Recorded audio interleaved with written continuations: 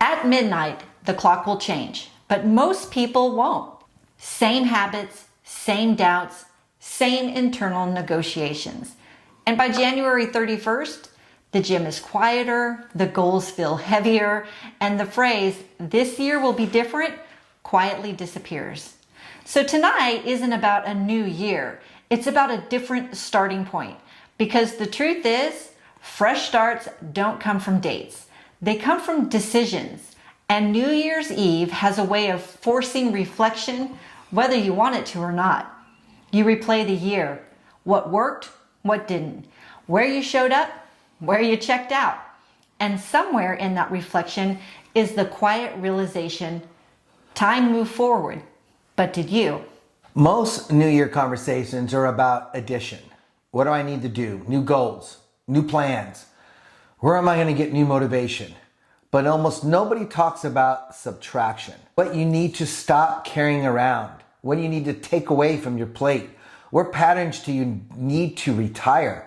What version you cannot make the trip into 2026? Because you don't step into a new season, you shed into one. Stripping away those unwanted layers. That's why resolutions fail. They try to build on top of a foundation that's already cracked.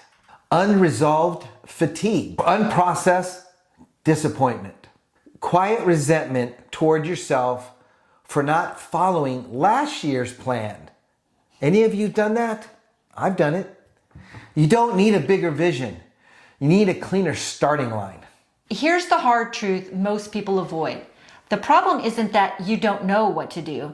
It's that you don't trust yourself to do it consistently. And a fresh start doesn't come from hype. It comes from restoring self-trust. That's the real reset. Self-trust isn't rebuilt by promising more. It's rebuilt by proving less daily. One action that matches your values. One follow-through would have been easier just to quit. One night where you choose discipline over distraction. That's how identity shifts, quietly, repetitively. And there's a reason the Bible talks so often about renewal of the mind, not the circumstances. Because nothing changes outwardly until something is recalibrated inwardly. A new year won't save you. A new mindset just might. And that's where faith enters the picture.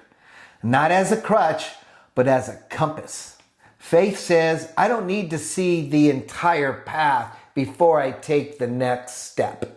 A fresh start rooted in faith doesn't demand certainty, like I need to know everything before I even move. It demands obedience to the next right action. You see, history proves this. After years of failure, imprisonment, rejection, Nelson Mandela didn't walk out of prison talking about revenge or regret.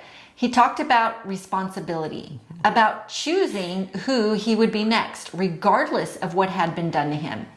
He understood something most people miss. A fresh start is not about forgetting the past. It's about refusing to be defined by it. Mandela didn't get a new life handed to him. He earned the new chapter by choosing discipline over bitterness, vision over vengeance, purpose over pain. And that's the same choices sitting in front of us today. If 2025 humbled you as it did me, good. If it exposed your limits as it did me, good.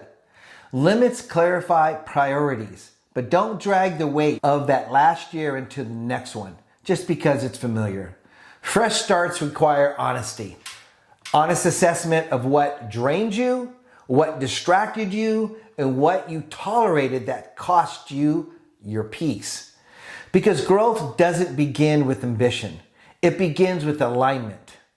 Let's reframe this. 2026 doesn't need a better version of your goals. It needs a stronger version of your standards, of you.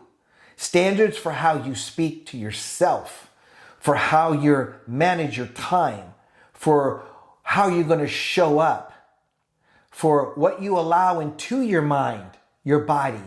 Fresh starts are defended, not declared.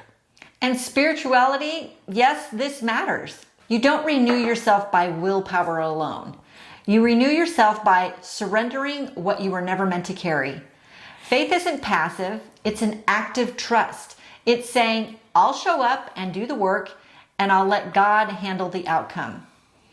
You see, this year, it doesn't need to be louder. It needs to be cleaner, more intentional, less reactive. A year where you stop negotiating with your lower self. So instead of writing a list of everything you want to become in 2026, ask yourself the harder question. What must I release so that I can become it? Because fresh starts don't happen at midnight. They happen the next morning when no one's watching.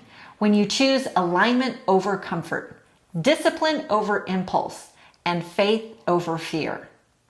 One decision, one step, one commitment you keep, even when motivation fades. That's how momentum is born. So as you step into this 2026 coming up, remember this, you don't need permission to begin again from anyone. You don't need to be perfect conditions. You don't need to have those. You don't need to feel ready. You need to decide and then defend that decision on a daily basis.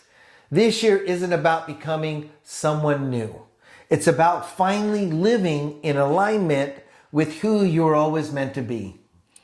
If this is the kind of mindset you're building in 2026, let's keep the conversation going. You'll find us on Facebook, Instagram, and TikTok.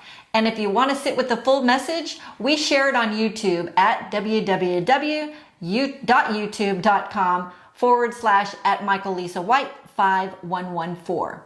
And remember, giving up is never the answer. So till next time, see you ya. later.